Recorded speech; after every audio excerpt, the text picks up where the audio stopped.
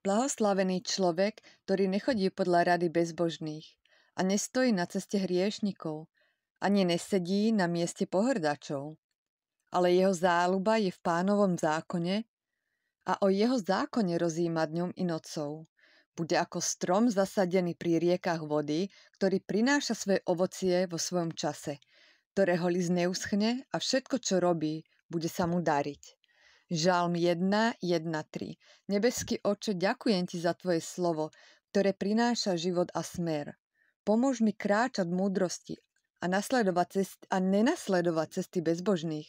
Nech sa moje srdce teší z tvojej pravdy a nech rozjímam o tvojom slove dňou a nocou. Zasaď ma ako strom pri živých vodách, silnú, stabilnú a plodnú v každom ročnom období.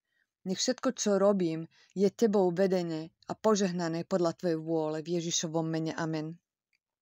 Ja vyhlasujem, že nechodím v radách bezbožných, ale chodím v Božej múdrosti. Teším sa z Pánovho slova a rozjímam o ňom deň a nocou.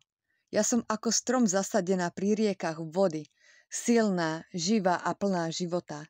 Ja prinášam ovocie v každom ročnom období a môj duch nevedne.